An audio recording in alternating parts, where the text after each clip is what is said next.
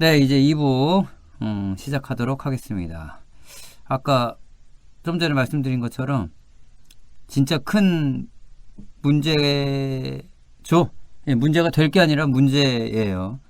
지금 미국하고 협상을 하고 있는데 방위비 일단은 뭐 현재 우리가 한 미국하고 방위비 조약이 한 1조로 되어 있는데 이제 그 전에 얘기 나왔던 게 이제 트럼프가 6조 달라고 얘기 나왔던 걸 시작으로 해서 좀 시간이 지났는데 오늘 미국에서 왔어요.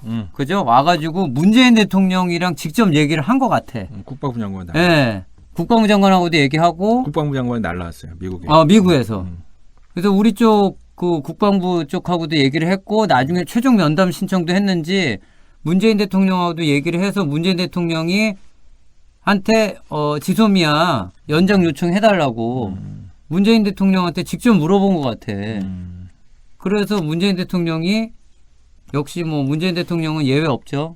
이미 생각을 했고 기준을 세운 거기 때문에 종료한다. 안 할 거다라고 얘기를 그냥 해버렸어요.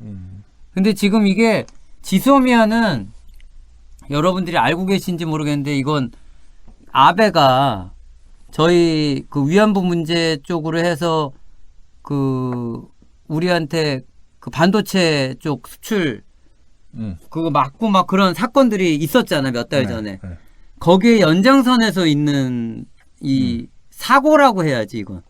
우리가 결정을 이러려고 한 게 아니었는데 지소미아는 일본 쪽에 그런 식으로 대응하는 거 무역 보복을 하는 걸 보고 우리가 이런 식으로 한다면 우리는 일본하고 그 이 협력 관계에 대해서 계속 연장할 의지가 없다. 그래서 이제 지소미아를 하지 않겠다. 그렇게 간 건데 이거 엉뚱하게 미국이 여기 개입이 돼 있어요. 지금은 지소미아 쪽에 이 배경을 한번 쭉 설명을 좀 해주시죠. 지소미아는 그 뭐냐면은 그 정보 교류 협정이에요. 그렇죠. 정보 교류 협정이라서 우리나라가 이미 북한 쪽이죠. 북한 쪽에 관련된 북한 중국 쪽 관련된 정보인가? 우리가 제공해야 되는 게 이미 한 34개 국가하고 정보 교류를 하고 있어요. 군사적으로. 그러니까 우리가 군대 대 군대로 그러니까 우리가 갖고 있는 정보를 상대국하고 이제 교류를 하는 거지. 근데 걔네들이 원하는 정보는 있을 거 아니야. 내가 이걸 줄 테니까 너 줘라. 아니 일반적인 것도 있어요. 뭐 북한에 대한 정보도 있고 우리나라가 꼭 북한만 있는 게 아니기 때문에 뭐 중국에 관한 거 뭐 일본에 관한 거 다 있을 수가 있죠. 근데 이게 이제 1대1로 맺어진 군사 정보 교류 협정이에요. 근데 원래는 우리가 일본이랑은 안 했죠. 왜냐하면 일본은 기본적으로 군대가 없잖아요. 자유대잖아요. 네, 뭐 그런 것도 있고 그다음에 이제 일본이와 우리가 갖고 있는 한번 붙었던 나라잖아요. 우리랑 또 식민주의 경험도 있고 하니까 기본적으로 그러니까 군사 교류를 할 정도로 우리가 일본하고 그런 군사적인 동맹을 맺을 정도는 아니다. 이렇게 이제 판단을 해서 안 했었던 거예요. 근데 이제 이게 갑자기 2016년 11월 23일 날 이제 우리 체결을 하게 되는데 2016년이면 박근혜 탄핵 정국이죠. 탄핵 정국이죠. 11월 23일 날. 그때 이제 체결이 되게 되는데 이거를 우리는 별로 체결하고 싶지가 않았어요. 박근혜 대통령도 사실은 뭐 자기가 하고 싶은 건 아니었고 미국 쪽으로부터 엄청나게 압력을 받았다고 사드처럼 하는 거죠. 네, 이제 그 말씀을 드리려고 그러는데 그럼 지소미아가 왜 난데없이 나왔냐? 복기를 해보면 2016년 9월에 사드가 성주에 배치가 되죠. 난리 났었잖아. 난리 났죠. 사드는 뭐 여러분 다 아시다시피 이제 요격 미사일이죠. 고고도 요격 미사일이에요. 그 전에 뭐 패트리어트 같은 경우에는 그렇지. 이제 저고도 낮은 고도에서 이제 때리는 건데 사드는 고고도라서 이런 거는 왜 배치를 하냐면 ICBM 같은 경우에는 대권 밖으로 날아가거든요. 그러니까 그렇게 높은 그러니까 사실은 우리나라를 공격하는 용도는 아니에요. 그렇지, 왜냐하면 우리나라는 패트리어트만 갖고 있었대. 왜냐하면 올 일이 없지. 하늘로 대기권 밖으로 쏟다가 다시 내려오는 거는 요격을 할 일이 별로 없거든요. 그런 건 이제 없지. 사드는 이제 미국 방어용으로 이제 배치를 해놓은 건데 이게 이제 X밴드 레이더라는 게 있어요. 그게 문제지. 고성능 레이더거든요. 굉장히 고성능 레이더라서 중국까지 다 커버가 되는. 중국까지 다 커버가 되는. 원래 이거 백령도에다 갖다 놓으려고 그랬었어요. 백령도에 북한이 더 북한과 중국이 더 가깝잖아요. 근데 이제 하도 반발이 심하니까 성주 쪽에다 후방에다 갖다 놓은 거죠. 그렇다 하더라도 중국의 미사일 기지들이 보통 우리의 서해죠. 우리의 서해, 황해 지역에 많이 배치가 돼 있기 때문에 다 감시를 할 수가 있어요. 그러니까 제가 이 말씀드리냐면은 미국의 대외 군사 기조가 2015년, 16년부터 많이 바뀌기 시작해요. 뭐냐면 그 전까지는 중국에 대해서 가상적인 적국이라고 생각했지 직접적인 군사적인 어떤 적대적인 그 스탠스를 취하지는 않았어요. 근데 중국이 이제 많이 부상을 했지 않습니까? 중국이 급부상한 게 언제냐면 사실은 2008년도 리먼 브로더스 사태 때 미국이 개박살 났잖아요. 그렇지. 경제가. 그때 유일하게 그때 세계 경제 리더십을 갖게 된 게 중국이에요. 이때. 그러니까 중국만 제정신을 갖고 있었거든. 그때 성장기였구나. 유럽도 다 개박살 났죠. 그때 뭐 피그라고 해갖고 뭐 포르투갈, 뭐 이태리, 뭐 그리스 이런 데 뭐 국가 부도나니 막 이랬었을 그리스. 때고. 맞아. 그 다음에 미국은 월가가 뭐 박살이 나 있었고 이미 금융 시스템 다 망가져 있는 상태고. 중국이 그걸 다 받쳐줬거든요. 중국이 물건을 사주고 또 싸게 공급을 해주고. 또 돈도 미국 국채도 많이 사주고 이러면서 이제 세계 경제가 돌기 시작했어요. 그러면서 많이 올라. 중국이 엄청 부상을 하게 되는 거죠. 그러면서 경제적으로 부상을 하게 되고 이렇게 됩니다. 되는데 미국이 여태까지 2차 세계대전 이후로 패권에 도전한 나라들은 가만두지 않았거든요. 대표적인 케이스가 일본이죠. 우방이었는데도 한번 밟아놓은 상황인데도 불구하고 2차 세계대전 때 군사적으로 완전히 제압을 하는 상태인데도 불구하고 경제적으로 이제 뜨니까 프라자 합의 해가지고 환율을 이제 인위적으로 조작시켜서 이제 망가뜨렸죠. 특집. 러시아도 그랬죠. 러시아 콜드워 냉전이 이제 지속되니까 일단 유가 망가뜨리고 러시아가 돈이 이제 유가밖에 없었으니까 그때 막 석유 파동 나고 이랬을 때인데 유가 하루 아침에 박살을 내버리고 식량 끊어버리고. 그러니까 환율을 루블화는 높여버리고 그다음에 수출은 똥값으로 만들어버리고 이래가지고 이제 경제가 이제 망가지게 만들어서 이제 러시아 박살내고 그런데 이제 중국이 떠올랐잖아요. 중국은 이제 박살낼 차례죠. 이제 박살낼 차례라서 여러 가지 조치들을 이제 하게 되는데 그 중에 하나가 군사적인 압박도 들어갔던 것 같아요. 그러면 이때 당시에 북한은 이제 핵 시험을 하고 이랬었거든요. 그래서 미국은 어떻게 보면은, 그러니까 북한은 핵 실험을 하고 ICBM 대륙간 탄도ミサイル을 만든 거는 뭐냐면 어찌됐든 자기네들의 생존권을 확보하기 위해서는 미국이랑 평화협정을 맺어야 되는데 여태까지는 평화협정을 맺을 이유가 별로 없어요. 미국은 아쉬운 게 없는데 뭐하러 그걸 맺어줘. 그러니까 전략적 무시로 갔다고요. 오바마 때도. 그런데 북한 입장에서 봤을 때는 계속해서 그 작업을 한 거죠. 협상 테이블로 끌어내기 위해서 그렇지. 핵과 미사일을 이제 계속 개발을 한 거죠. 그러면 그럴수록 압박은 더 심해진 거고. 그래서 2016년도에 결정적으로 이제 사드 배치를 하면서 북한의 핵 능력과 미사일 능력을 제압하기 위해서 사드를 갖다 놓는다고 했는데 사실 이거는 겨냥한 거는 중국을 겨냥한 거죠. 그렇지. 그 다음에 두 번째 이거에 이제 2탄으로 맺어놓은 게 또 지소미아예요. 일본이랑 한국이랑 지소미아를 맺어서 북한이 갖고 있는 핵 능력, 미사일 능력을 서로 교류를 하자. 교류를 해라. 그렇지. 사이좋게 그렇게 해라라고 했는데 사실은 이것도 역시 마찬가지로 중국한테 대한 선전포고였어요. 뭐냐면 한국과 일본과 미국은 동맹이니까 동북아에서는 이렇게 트라이앵글로 간다라는 걸 보여주는 거예요. 이거는 뭐냐면은 유사시에는 중국한테 한국이 전위부대로 니네를 칠 수 있다라는 걸 보여준 거라는 그런 식으로. 그럼 중국 입장에서 봤을 때는 주한미군도 있고 하니까. 주한미군이 있고, 그러니까 주한미군이 단독으로 공격하는 게 아니라 주한미군이, 그러니까 미국이 중국을 적대시해서 전쟁이 나는 유사시에 한국도 여기에 가담한다는 의미예요. 그렇지. 그래서 지소미아를 반대를 한 거거든. 우리는 아니다. 왜냐하면 우리는 군사적으로는 미국하고 가깝지만 경제적으로 봤을 때는 중국이 훨씬 가깝거든요. 팔아먹을 게 많잖아요. 이런 나라라서 등거리 외교를 해야 된다고. 중국하고도 잘 지내고 그다음 미국하고도 잘 지내야 맞아요. 되는 상황인데 지소미아를 맺고 사드를 배치하는 순간 이거는 미국하고 일본하고 한 편을 먹고 북중러를 대항하겠다는 신호거든. 그러면 북중러는 더 여기에 견고한 어떤 그런 체계를 가질 수밖에 없는 거예요. 군사적인 동맹 관계를 가질 수밖에 없는 거예요. 그래서 2016년도에 사드 반대했고 지소미아를 그렇게 반대한 거라고. 그래 어찌됐든 다 돼버렸네. 다 돼서 이제 강행이 돼서 지금까지 온 거죠.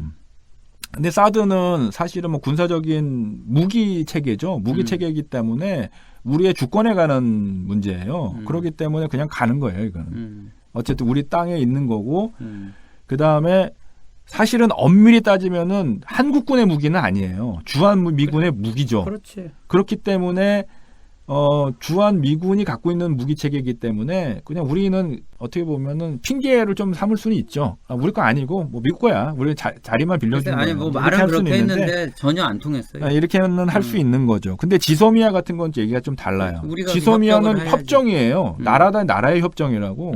그러니까 일본하고 우리하고 군사 동맹으로 가기 위한 첫 걸음이었다고. 일종의 군사 동맹이죠. 정보만 교류했다 뿐이지만 사실은 더 가까운 군사적으로 밀착되기 위한 하나의 수단이었던 거죠. 그렇기 때문에 이건 굉장히 뜨거운 감자였는데 사회자님이 방금 전에 말씀하셨던 것처럼 이게 그러니까 사실은 이게 파기가 아니라고요. 지소미아는 협정이거든요. 그래서 1년 단위로 자동 연장되게 돼 있어요. 전세 계약서처럼. 얘기 안 하잖아요. 그냥 끝나는 거예요. 그렇지. 연장하자 서로. 전사 연장하자. 전세 좋다. 전세 연장이거든. 근데 주인이 전화가 오면 이제 우린 각오를 해야 되는 거야. 그럴 수도 있고. 주인이 갑자기 전화 오면 뭐가 이상하게 생겼나 보다. 의무는 없는 거잖아요. 그러니까 더 세입자도 더 살 의무는 없는 거고.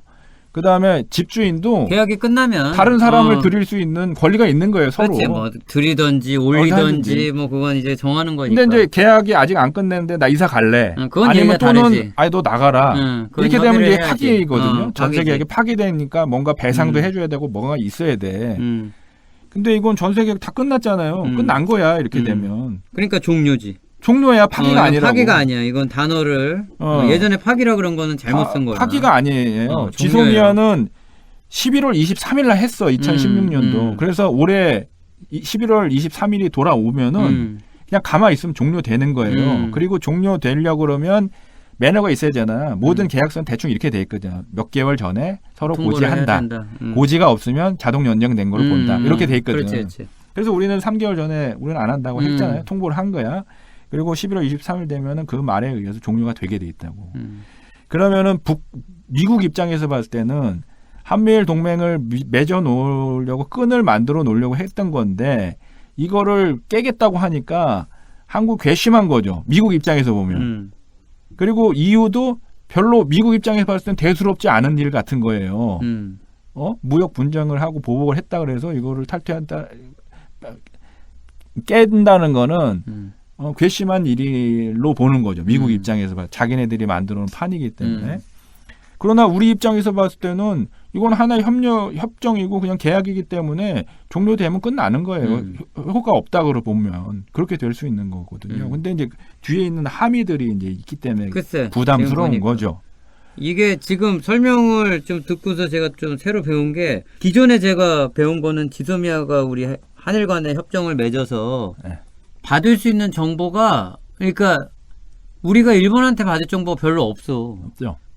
왜냐하면 태평양 쪽 바다 쪽은 우리 거라 그쪽 정보가 일본은 우리께 필요하고 우리는 받을 게 없어서 지소미아라고 하는 이 협정 안에서의 실효성을 따지면 우리는 너무 적다는 거야. 그러니까 그냥 이런 실효적인 측면에서도 계약을 굳이 할 필요가 없는데 지금 일본이 저런 자세로 나오니 야 이건 뭐 이런 것도 해주지 마. 우리는 이제 그렇게 간 거라고 얘기를 해서 제가 들은 게 있었는데 이게 보니까 한국 일본의 계약이지만 여기에 미국이 이거를 전체 핸들링을 하고 있는 거잖아. 그렇죠. 얘가 PM을 얘가 보고 있는 거라. 그렇죠. 얘가 지금 끼어든 거네. 본의 아니게. 원래 걔네 때문에 지금 맺어진 거니까 그러니까. 깨게 되니까 걔네가 지금 다시 인발부를 해갖고 왜 그러니까. 깨냐 다시 붙어라. 나 이렇게 여기 되는 왜 거거든요. 미국이 그래 헛갈렸어. 이거 지소미아가 일본이랑 했는데 왜 갑자기 미국이 왔나 했더니 네. 이게 원쿠션으로 그냥 미국하고 이게 계약이 돼 있는 거나 다름없는 것처럼 돼 있네. 그렇죠. 그러니까 집주인은 사실은 저희인데 저희가 집주인인데 우리한테 돈 빌려준 은행이 와가지고 야 왜 쟤 내쫓으려고 그래 그냥 데리고 살아. 은행이 이거 괘씸하네 은행이. 이렇게 된 거지. 은행을 바꿔야겠다. 은행은 많잖아. 은행을 바꿔야지. 이렇게 된 거예요. 그래 이런 상황이라서 사실은 그냥 겉으로 드러난 거를 그러니까 한일 관계로 보면 이건 되게 심플해요. 뭐냐면 우리나라가 위안부 문제 때문에 사실은 대법원에서 배상 판결이 있었던 거 아니에요? 전범 기업들. 그러니까 지네들은 전범 기업이라 안 하겠지만 그렇지. 전쟁 때 어찌 됐든 위안부 문제가 아니고 이거는 참 그 강제징용을 해서 그러니까 사람들을 월급을 뭐 예를 들어서 100만 원을 줘야 되는데 그 당시에 5만 원밖에 안 준 거야. 10,000 원밖에 안 준 거야. 그러니까 사람을 노동력을 착취한 거잖아. 그래서 그 사람들에 대한 판결, 돈을 더 줘라. 밀린 이자까지 다 지금 몇십 년이 흘렸냐. 이거를 이제 국내 대법원에서 판결을 해가지고 승리를 한 거거든. 승리를 했는데 그 일본에 있는 기업들한테 물어주라는 게 아니에요. 한국에 와 있는 한국 법인들이 있을 거 아닙니까? 그 법인들한테 돈을 물어주라는 거거든. 우리나라에서 장사를 하잖아, 네가. 그러니까 우리나라 국민들한테 니네 옛날에 법인이 한국에 있는 일본에 있는 법인이 옛날 옛적에 돈 떼먹고 도망간 거거든. 줘야 되는 임금을 안 주고 간 거거든. 그러니까 그건 민사잖아요. 민사는 수요가 없잖아. 계속 가는 거거든. 그래서 대법원에서 판결을 내린 거예요. 내렸더니 만약에 이제 대법원 판결에 의해서 이걸 돈을 안 물어주게 되면은 강제 집행하는 거예요. 걔네 갖고 있는 뭐 채권들이 있겠죠. 은행 통장도 가압류하는 거고. 어이구. 그다음에 갖고 있는 부동산도 경매 처분해서 뺏어서 하는 거. 아직 거기까지는 안 갔지만 그 가면 이제 심각해지거든. 그렇게 할 수 있다고 보니까 난데없이 우리나라 정부에 대해서 이제 이거를 원상 복구를 시키라는 건데 우리나라는 상권 분립인 나라잖아요. 행정부가 이걸 할 수가 없는 거야. 그렇지. 어떻게 법적으로 이거를 법적인 문제 대법원에서 판결난 거를 다 뒤집을 수는 없는 거거든. 그게 뭐 중국도 아마 안 될 거예요. 그 형식적으로든지. 그래서 이거를 판결을 난 거를 되돌릴 수는 없다. 다만 우리나라가 뭐 너네가 그렇게 센시티브하게 생각한다 그러면 적절한 안을 내자. 우리 정부도 한 반 낼 테니까 니네 기업도 한 반 내라. 이렇게 해서 이 문제를 해결을 하고 넘어가자라고 했고 자금을 한번 모아보자 그랬지. 이렇게 한 거거든. 그것도 안 된다. 우리나라 기업한테 손끝만 대봐라. 니들 가만 안 둔다. 정부 입장에서 우리나라 정부 입장에서 황당한 거지. 얘가 100% 물어줘야 되는 건 반은 우리나라가 물어준다고 했는데 싫다 하니까 뭐 알았다 그러면 할 수 없지. 그럼 법대로 간다라고 얘기를 하니까 한 게 반도체 공격을 한 거야. 자기네들이 납품 안 해. 이거 짱구들을 많이 굴려놓고 이거 때리면은 얘네들이 움찔할 거다라고 생각해서 견제구를 던진 거죠. 근데 하나도 견제구가 아니었죠. 지네만 엿댔죠. 노제 변하는 바람에 그냥 관광 망해. 반도체 지장 없어. 그러니까 우리 입장에서 봤을 때는 이게 뭐야? 우리 피해자인데 피해를 원상복구하려고 그러는데 그것도 반으로 깎아준다는데 그것도 싫다고 그러고 그럼 법대로 할 테니까 그랬더니 싸대기한테 맞은 거잖아요.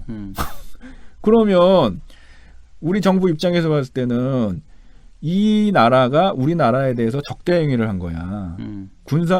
군사적으로는 아니지만 경제적으로 이유 없이 우리나라에 대해서 경제적으로 보복을 한 거잖아요. 불이익을 준 거잖아요. 그러면 국가 간에 불합리한 거죠. 불법적인 거죠. 그렇지. 진짜. 그러면은 국가 간에 그렇게 하지 말라고 경고도 했고 우리가 다른 해법도 많이 냈는데도 불구하고 일방적으로 그런 조치를 한다라는 거는 우리나라에 대해서 적대적으로 지금 행위를 한 거거든. 맞아. 그러면 우리나라 입장에서 봤을 때는 그러면 너네가 우리를 그렇게 생각한다 그러면 우리도 너희한테 신뢰가 더 이상 갈 수가 없다. 우리가 갖고 있는 정보, 고급 군사 정보를 니네가 그렇게 우리를 의심하고 우리를 무시하고 의심하는데 우리도 역시 마찬가지로 우리가 갖고 있는 민감한 정보를 군사적인 정보를 너희한테 공유할 이유는 없는 거다라고 그 당시에 파기한 것도 아니고 만료 시점에 전세 만료 시점에 우리가 그러면 재계약 안 할게 이렇게 된 거라고 지금. 그러면 일본하고 우리만 놓고 보면은 티격태격하는 거예요 이거 갖고. 맞아. 아무 문제가 없어. 우리는 그냥 끝내면 되는 거고. 맞아. 일본은 뭐 경제 보복을 하려 그러면 하고 WTO 제소하려면 하고 뭐 국제 사법기구로 제소하려고 하고. WTO 제소는 우리가 해야 되는 거고. 근데 여기에 이제 변수가 뭐냐면 이제 미국이 껴들어 있는 거구나. 미국이 껴들은 거죠. 이게 지금 지소미아가 그래서 방위비 분담하고 이게 같이 맞물려져 버렸나? 이거는 사실은 이제 방위비 분담하고는 성격은 좀 다른 문제. 다르지. 네, 군사적인 동맹에 관한 문제인데. 글쎄, 카테고리가 같으니까. 이거를 방위비 문제에다 끼워 넣으면은 지렛대 역할을 하는 거죠. 지소미아를 맺고 맺을 거냐, 아니 안 맺는 만약에 니들이 안 맺는다 그러면은 방위비 더 내야 돼. 라는 미국 입장에서의 지렛대. 아니 뭐 그런 거면 지소미아를 맺지 뭐. 방위비가 지금 좀 비싸야 말이지. 지금 공식적으로 얘기 나온 거는 1조가 6조가 됐단 말이야. 지금 이제 트럼프가 지금 말씀드리려고 했던 건데 트럼프가 이제 50억 달러, 우리나라를 50억, 그러니까 미국으로 50억 달러면 우리나라 5조가 넘어요. 거의 그러니까, 6조 가까이 된다고. 6조라고 그러더라고. 그런데 지금 우리가 얼마 내고 있냐면은 1조 300억 정도 내고 있어요. 그러니까 5배가 넘죠. 갑자기 5배를 올려야 되는 거야. 갑자기 5배를 올려놓은 거 자꾸 전세 얘기해서 죄송한데 그렇지. 전세도 뭐 이렇게 재계약하는데 갑자기 5배 올려달라 이런 건 없어요. 저희가 예전에 전세 났을 때 한 번에 1억 올려준 적 있어. 야 돌아버리겠다 진짜. 오 엄청 힘들어. 전세는 나중에 찾기라도 하죠. 그렇지 이건 찾는 돈이지. 이건 버리는 돈이거든요. 근데 찾는 돈인데 하여튼 그걸 빚을 져서 돈을 마련해야 되니까.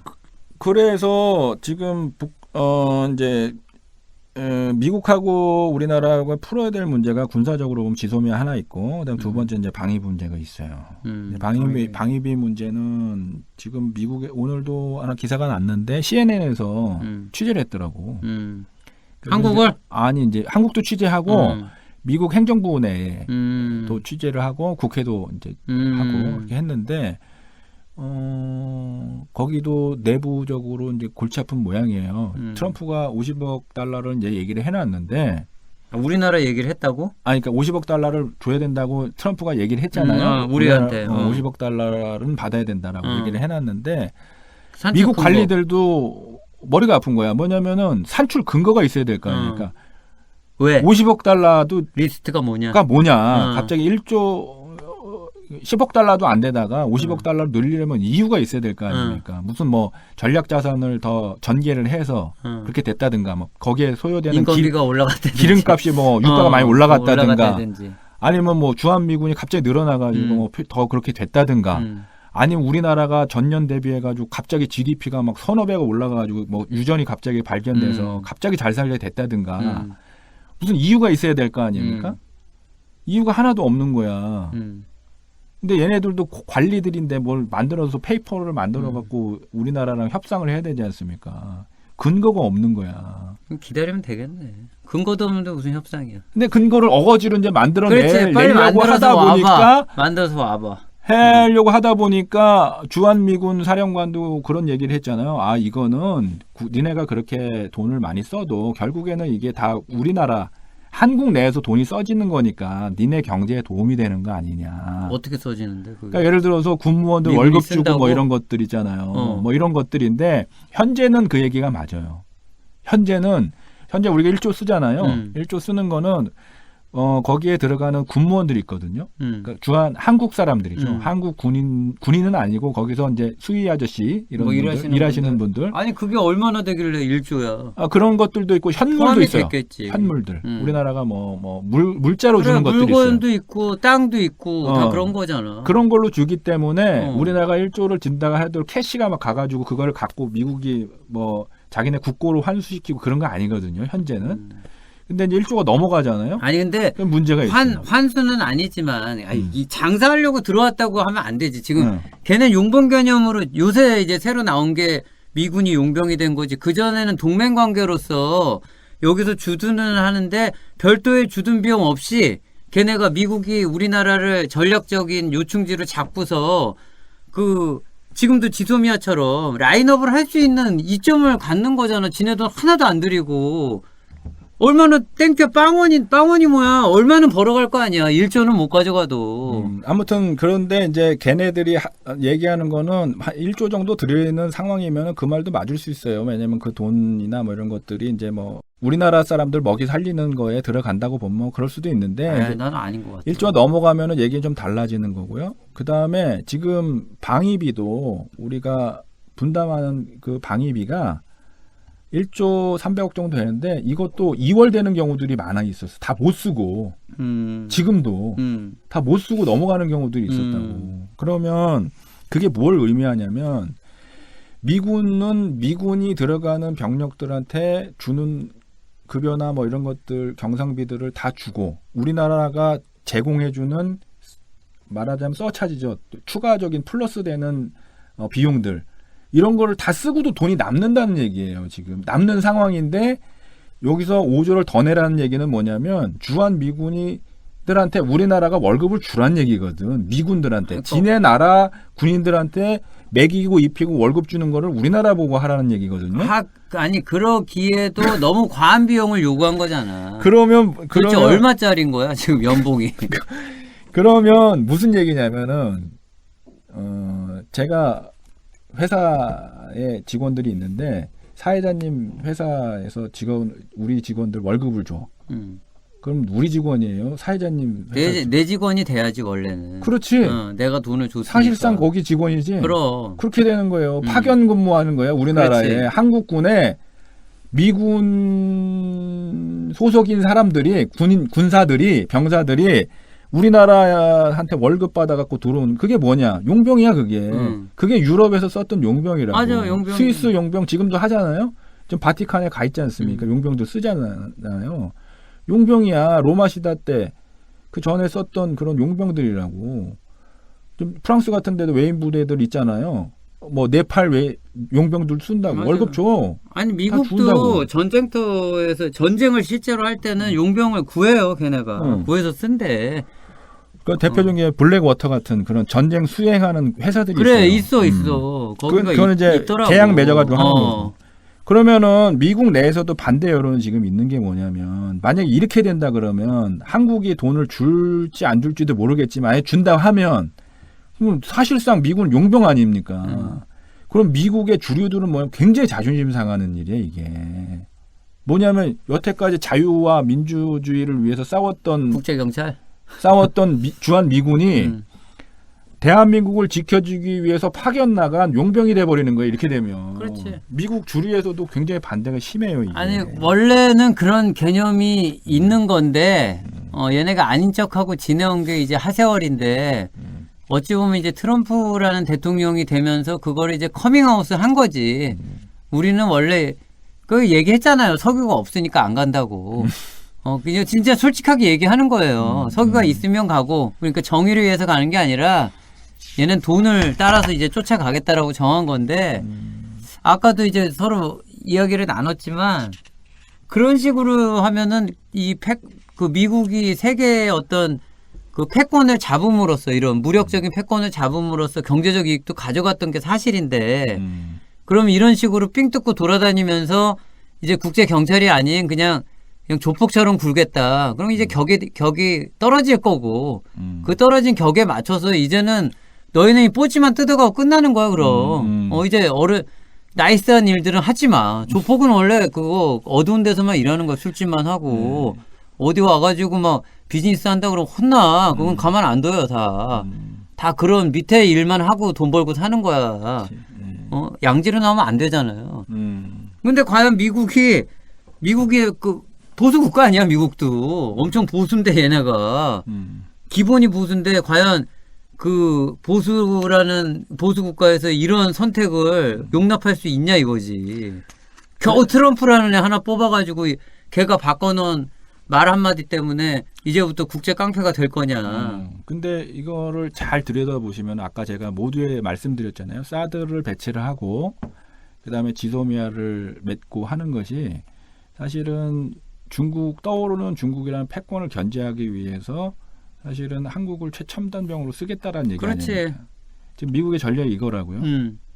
그런데 지금 미국이 얘기하는 방위비 부담에 대한 원칙들 가만히 뜯어보면은 니네 나라를 지켜주기 위해서 우리가 가 있으니까 니네 나라가 돈을 내야 되는 거 아니냐는 얘기예요. 그러면 거꾸로 얘기하면 우리 필요 없다면 가야 되는 거라고. 그러니까. 그럼 지소미아도 맺을 필요 없는 거고 사드도 가져가야 돼. 아니 진짜 이거 미군도 철수해야 되는 거고. 묻고 싶은 게 언제 우리가 지켜달라고 그런 적 있어? 미국한테? 있지 옛날에.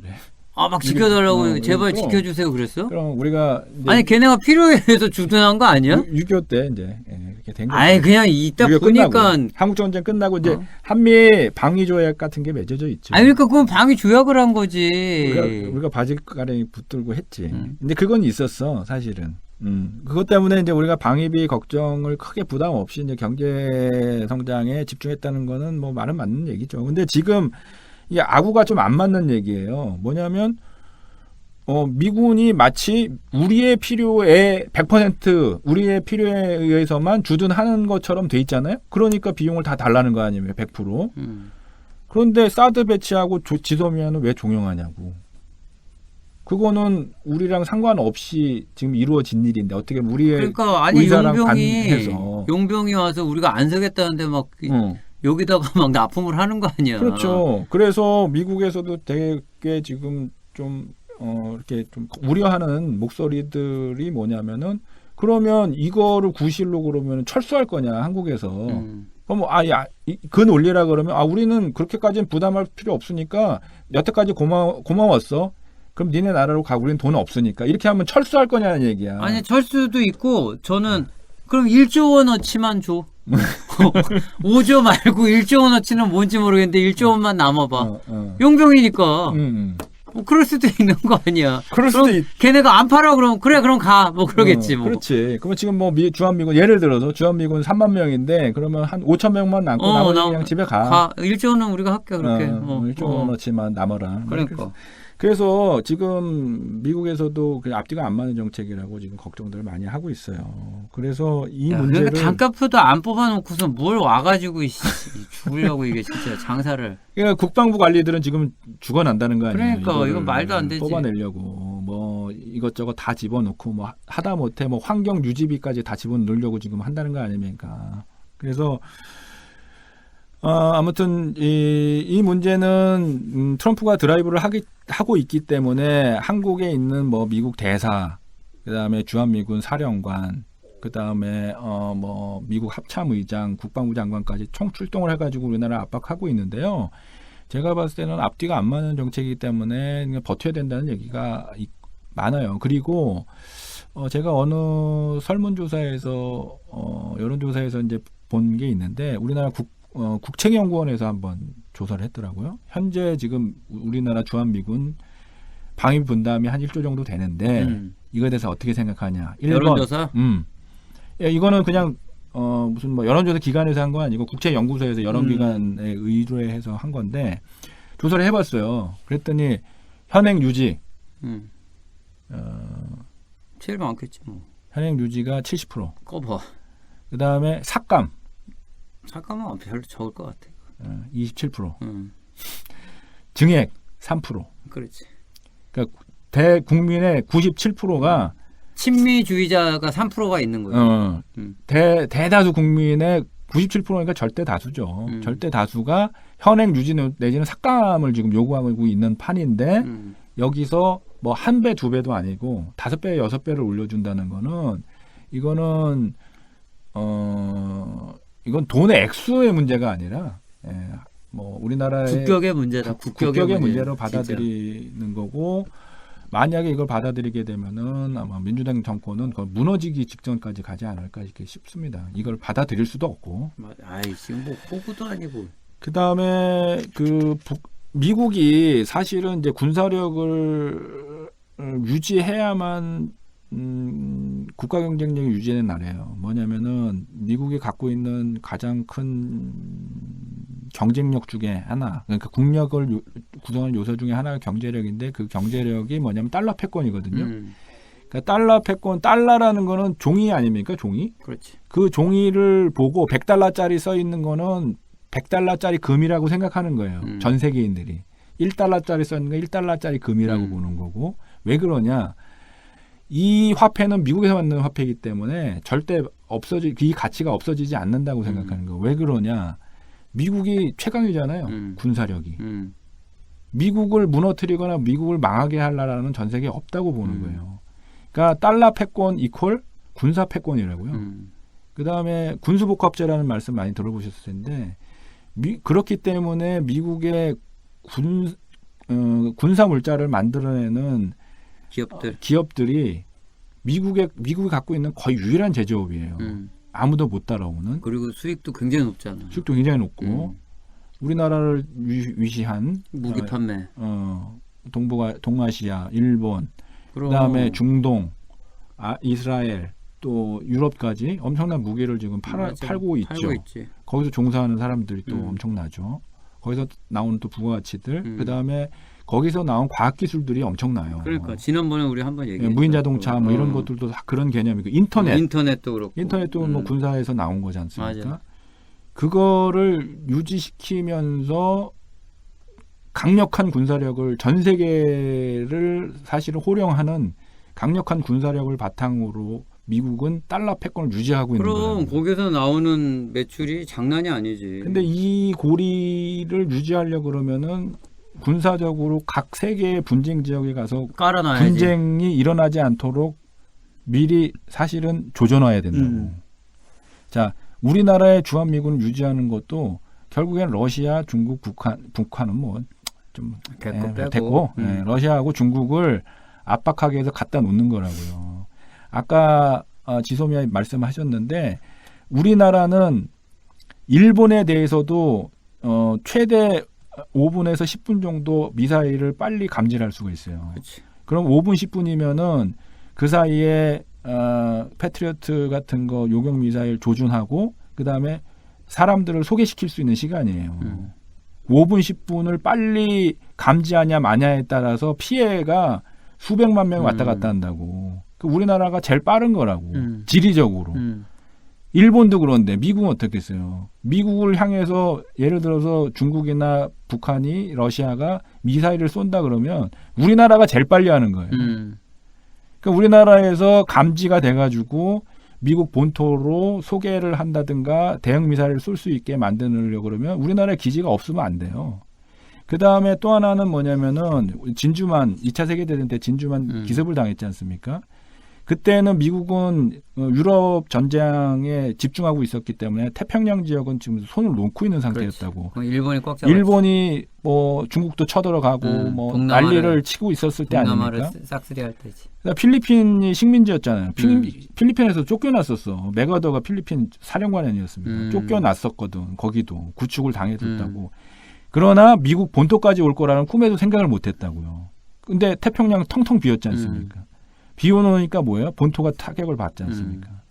그 이후에 일본은 철저하게 가상 적국, 공산주의였죠. 냉전이었으니까 중국이나 러시아를 견제하기 위한 전초기지로 활용을 했다고. 그거에 더 전초기지는 한국이었고. 그래야지 여기서부터 전쟁이 시작되는 거거든요. 우리의 축구도 사실은 손흥민도 수비하지 않습니까? 그렇지. 중간 미드필더 수비하고 그다음에 수비수 수비하고 최종적으로 골키퍼 막잖아요.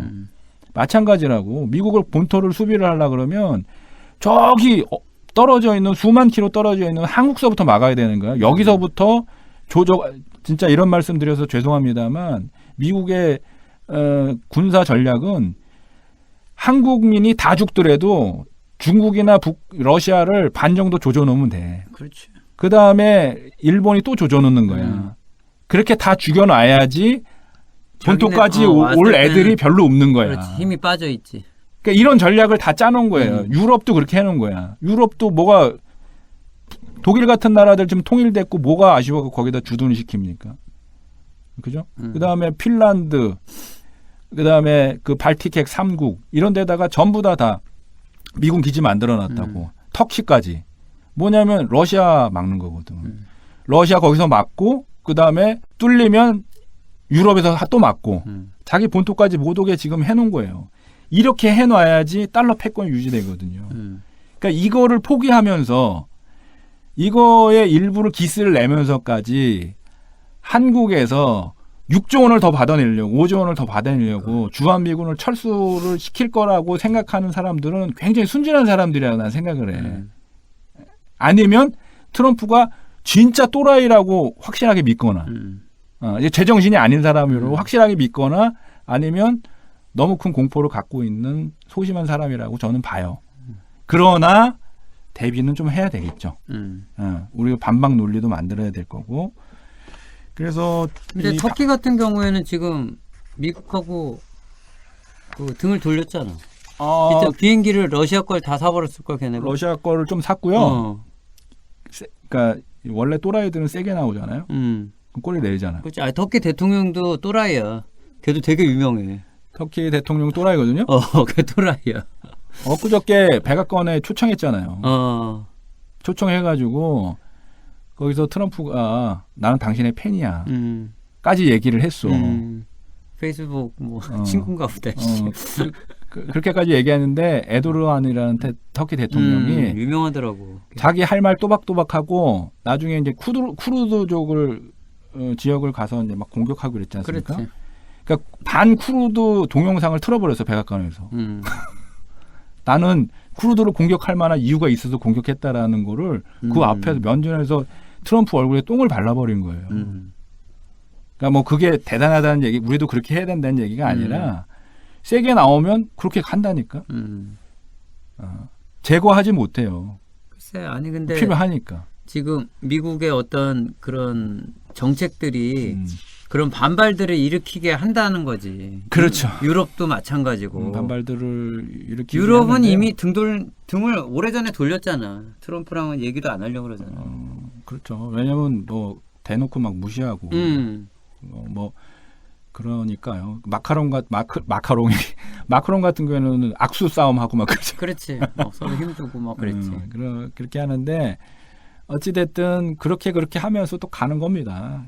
그렇게 하면서 가는 건데 오늘 좀 말씀드리고자 하는 거는 이제 그게 문제가 아니고 그거는 방위비 문제, 지소미아 문제도 되게 큰 거거든요. 우리나라 안보에 관련 문제니까 큰 문제인데 사실은 좀 더 근본적인 문제, 미국하고 중국의 이제 패권에 대한 문제가 지금 있어요. 근데 이제 이거는 뭐 군사적으로 지금 맞붙은 건 없지만 우리나라하고 일본하고 경제적으로 붙은 거나 다름없거든요, 지금.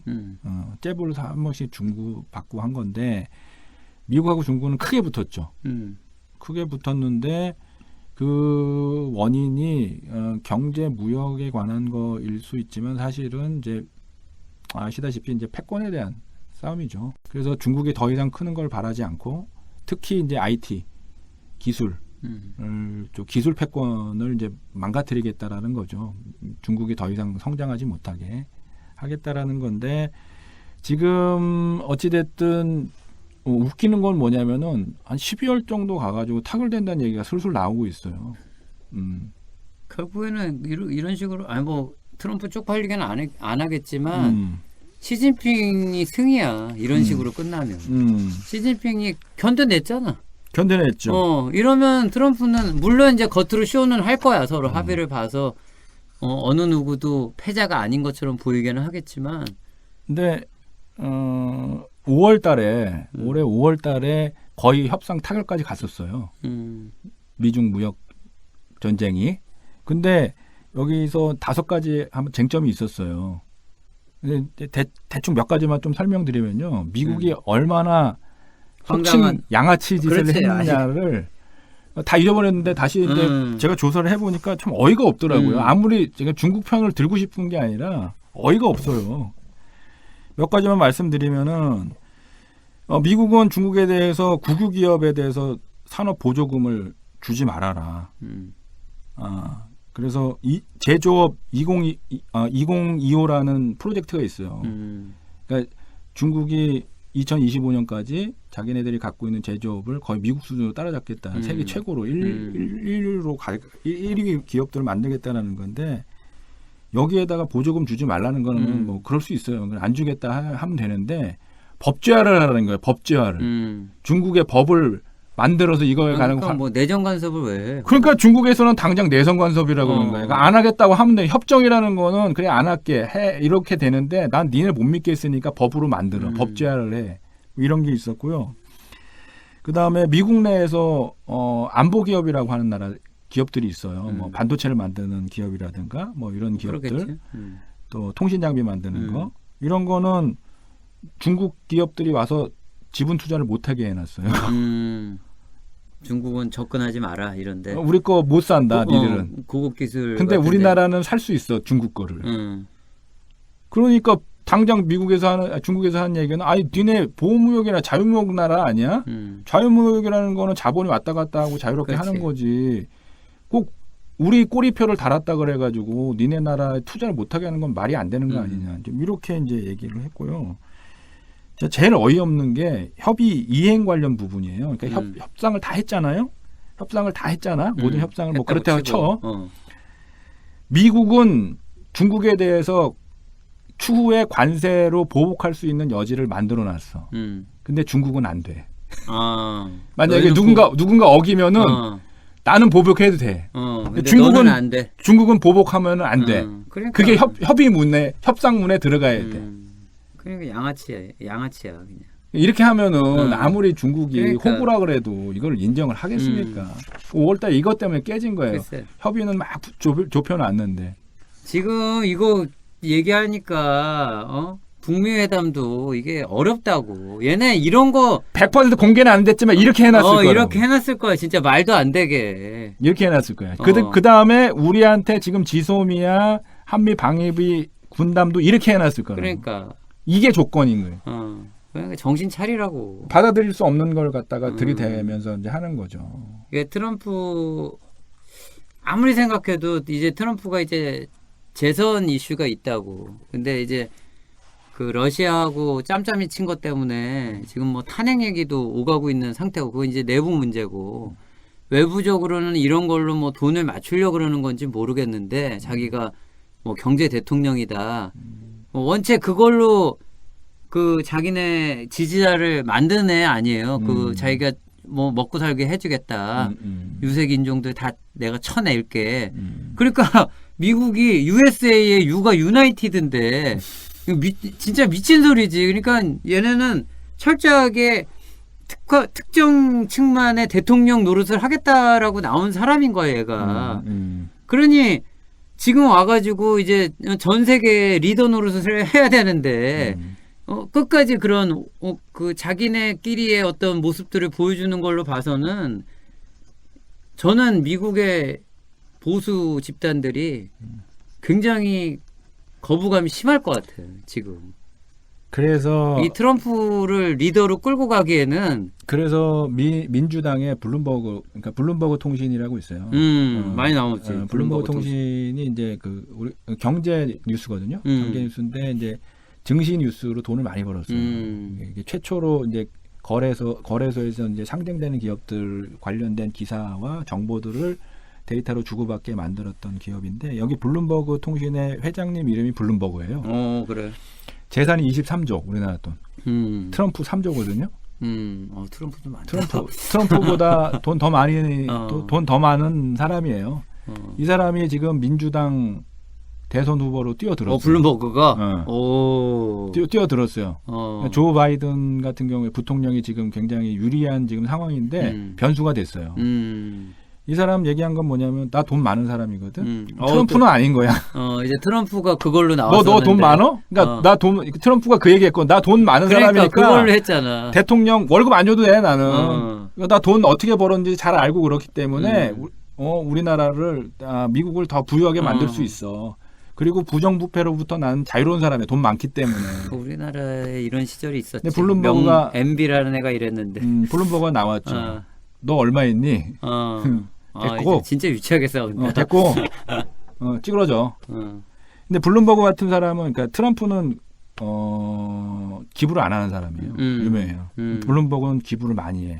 지금까지 기부한 것만 한 3, 4조 정도 돼요. 뭐 1조 5천억 정도를 뭐 어디다 내고 뭐 매년 4천억, 3천억씩 매년 내는 사람이고 이런 사람들이 미국에 몇 명 있어요. 부유세를 더 강화해야 된다. 부자로서의 어떤 그런 것들을 더 특혜를 버리고 오히려 이 공헌을 더 많이 해야 된다라고 주장하는 유명한 부자들이 있어요. 워런 버핏이라든가 뭐 이런 사람들. 그게 우리가 예전에도 얘기했지만 그런 게 미국 보수의 힘이에요. 그런 게 미국 보수의 힘이에요. 얘네가 그래서 보수가 무서운 거야, 얘네가.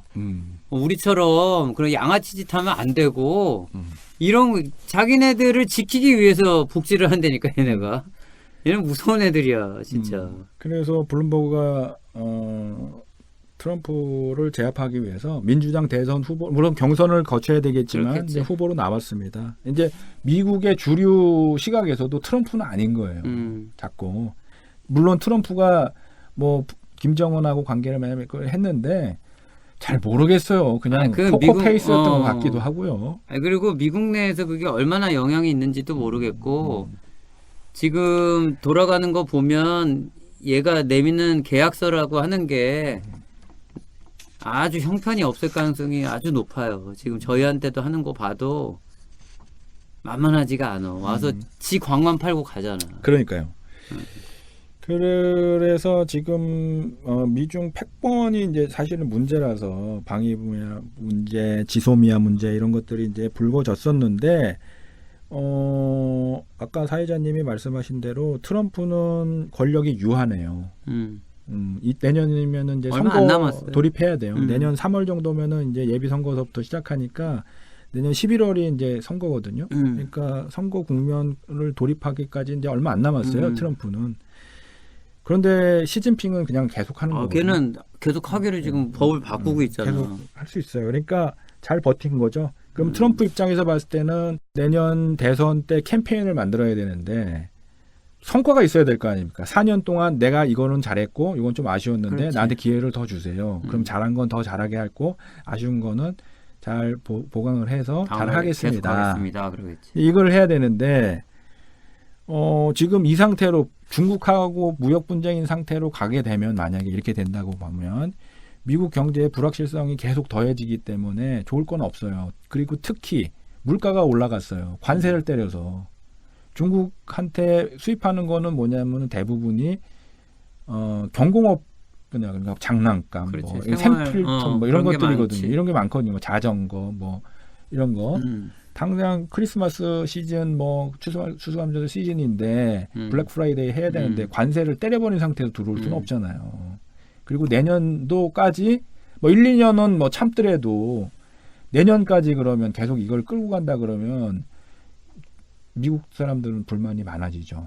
그 다음에 또 하나가 뭐냐면은 트럼프를 지지했던 게 중서부 벨트라고. 중서부 벨트가 러스트 벨트 공업지대 망한 공업지대도 있지만 농부들이 많아요. 거기서 유명한 곡창지대가 있잖아요. 좀 우리나라도 그렇지만 보수 쪽의 표는 이제 시골에서 많이 나오거든요. 근데 여기가 콩, 옥수수 이런 거 만드는데 중국이 수입을 안 하니까 중국이 수입을 안 하니까 쌀이 남고 아니 콩이 남고 옥수수 남아가지고 꿀딱지가 났지 않습니까? 내가 괜히 뽑아줬네 이런 소리 나오는 거죠. 근데 특히 중국 같은 경우에는 지금 돼지열병, 아프리카 돼지열병 때문에 돼지가 반으로 죽어버렸고 그다음 돼지고기값이 올라갔기 때문에 돼지도 수입해야 되고 돼지한테 먹일 사료도 싼 사료를 찾아야 된다고요. 사실은 니즈가 있다고. 근데 굳이 브라질이나 이런 데에서 사와야 된단 말이에요. 돈 더 주고. 그래서 미국 농부의 입장에서 봤을 때는 트럼프가 얄미운 거예요. 그냥 여기다 팔면 되지. 얘네들 사갖다 내는데 괜히 우리 거 못 팔고 브라질 농부를 도와준 꼴이 돼버렸잖아요. 그러니까 이제 중국하고 협상이 풀린다는 얘기가 얘기가 나오는 거예요. 이것 때문에. 일단 여기서 메꿔야 돼. 그러니까 지금 트럼프가 하는 짓하고 아베가 하는 짓이 비슷한 거야. 되도 않을 짓 해가지고 이제 쪽팔리니까 또 딴 데서 어떻게 좀 메꾸려고 하는데 둘 다 이제 망할 조짐이 보인다. 난 그런 생각이 들어요 지금. 그렇게 하고 만약에 이렇게 되면은 만약 이런 상태에서 대략 협상이 진행이 돼가지고 중국하고 협상이 돼버리면 미국 내에서는 무슨 얘기가 있냐면은 한국, 유럽 같은 동맹들한테는 삥 뜯고 돈 뜯어내고 그렇지. 중국한테는 무릎 꿇고 뭐 하는 짓이냐 이게. 아니, 이 지금 얘기가 딱 나온다. 그거잖아. 이게 딱 이 얘기가 내 나온다고. 얘기가 그 얘기야 딱. 딱 이 얘기가 나온다고. 근데 그렇게 될 판이에요 지금. 그러니까 뭐 저희가 진짜 천만다행히 저희 대통령이 지금 현재 문재인 대통령이잖아요. 박근혜 대통령이면 걱정이 될 텐데 문재인 대통령은 여기에 분명히 놀아날 필요도 없고 그럴 생각도 안 할 거야. 오늘도 노라고 얘기했잖아. 그러니까 뭐 정의롭게 지소미아 지킨다가 아니라 이걸 카드로 쓸 거라고. 우린 바보가 아니잖아. 그러니까 이거 지소미아 하려면 뭐 방위금을 깎아주던지 협상을 해야 될 거 아니야. 뭐 달라 그러면 다 주냐? 우리가 아베냐? 그래서 이 새끼도 옥수수 사준다 그러더니 지금 뭐 꼼짝도 못하지. 그거 씨. 어떻게 사줘? 그러니까 왜 뻥카 날려가지고 이젠 트럼프가 너 이제 연락 깬다 이제. 그래서 하여튼 미중 패권 전쟁의 1막은 아마 그러니까 겉으로는 미국이 이기는 것 같이 보이지만 중국이 잘 버텨가지고 실속은 완전히 차린 거지. 차리는 쪽으로 갈 거다. 그러니까. 근데 중국이 여기에다가 하나 더 우리가 미국한테 원하는 대로 농산물도 많이 사주고 금융도 개방하고 지적권도 일부 좀 풀어주고 니들이 말한 말도 안 되는 그런 협정에 일부는 동의를 해줄 테니 아까 말도 안 되는 그런 사례들을 몇 가지 말씀드렸는데 일부는 해줄 테니 홍콩 문제는 인발부하지 마. 대만 문제 인발부하지 마. 못하지. 정치적인 문제. 그러면 트럼프는 오케이 알았어. 아니, 지금 이미 못해 이미. 아니, 이거는 뭐 굳이 협상 테이블에 올리지 않아도 이미 끝났어 그거. 이건 그때도 우리가 홍콩 특집했지만 시위 특집했지만 그때 얘기했죠. NBA 스타들도 가서 이게 경제적으로 안 되게 돼 있어 지금. 근데 이제 지금 미국 내에서는 홍콩 관련된 특별법이 지금 하원을 통과했어요. 그래서 홍콩의 자치도를 평가를 해서 중국을 때리지는 못하니까 홍콩에다가 주는 특례들이 있어요. 뭐 자본의 유입이라든가 그다음에 그러니까 보세 구역을 인정해 준다든가 미국이 주는 홍콩에 대한 특혜가 있어요. 근데 홍콩이 중국에서 왜 중요하냐면은 전체 외자의 70%가 홍콩을 통해 들어가요. 지금 현재도. 그렇기 때문에 홍콩을 어떻게 보면 참 비참한 거지. 홍콩을 찌그러뜨리겠다는 거야. 자치도가 떨어지면. 그러면 중국이 아파할 거다라고 생각을 하고 그 법을 만들어서 지금 실행을 하려고 그래요. 상원만 남았는데 그 법이 있긴 해요. 그러나 어찌됐든 트럼프 입장에서 봤을 때는 나몰라라. 홍콩 나몰라라고 아무튼 나한테 돈 갖다 주면은 그래 알아서 해 니들. 이렇게 하고 빠질 가능성이 굉장히 크고 중국 입장에서 봤을 때는 남사군도도 또 있거든요. 그러니까 영토 문제. 그러니까 일본하고의 영토 문제, 베트남하고도 영토 문제가 있지 않습니까? 그다음에 필리핀하고 영토 문제. 이것 때문에 계속 미군 군함이 거기 왔다 갔다 하잖아요. 이 문제, 홍콩 문제 이런 약간 껄끄러운 문제들을 턴키로 뭐 풀려고 테이블에 올려놓지 않을까 이렇게 생각도 좀 들어요. 이번 거는 실속을 다 차릴 거야. 그래서 이제 이게 이렇게 되면은 사실 미국하고 중국하고 적정한 선에서 대국끼리 그냥 말하자면 나눠먹기 해서 이제 끝날 수 있거든요. 이렇게 되면은 만약에 여기서 우리가 누구 편을 들었다 봐요. 예를 들어서 박근혜 때처럼 미국 편 들었다 봐. 그럼 미국하고 중국은 화해했어. 그럼 뭐가 남아요? 중국의 보복이 남는 그렇지. 거예요. 그래서 잘해야 된다. 외교를. 잘해야지. 근데 외교라는 거는 원칙이 있어야 되거든요. 아까 뭐 사회자님 말씀하셨지만 문재인 대통령이 강점이 뭐냐면 그러니까 잘못하면 그게 경직성이 있다라고 얘기할 수 있는데 원칙대로 가면 나중에 공격을 덜 당해요. 근데 원칙이 없이 접근을 하면 항상 당하게 돼 있거든요. 그래서 지금 패권에 대한 둘러싼 거는 장기적으로 어떻게 될지 모르지만 1차 스테이지는 무승부로 끝날 가능성이 많다. 실리는 중국이 챙기고 명분은 미국이 챙기고 이런 식으로 아니 갈 수 우리 있다. 그 무역 상황들도 보면 미국하고 무역보다 중국하고 무역이 압도적으로 많어. 우리가 실제로적으로는 그렇다니까. 우리가 동맹은 미국이랑 맺었지만 그렇다고 미국 편만 들다가 우리 망해. 그럼요. 지금도 중국에 이거 지소미아나 사드 때문에 다 거덜났잖아요, 진짜.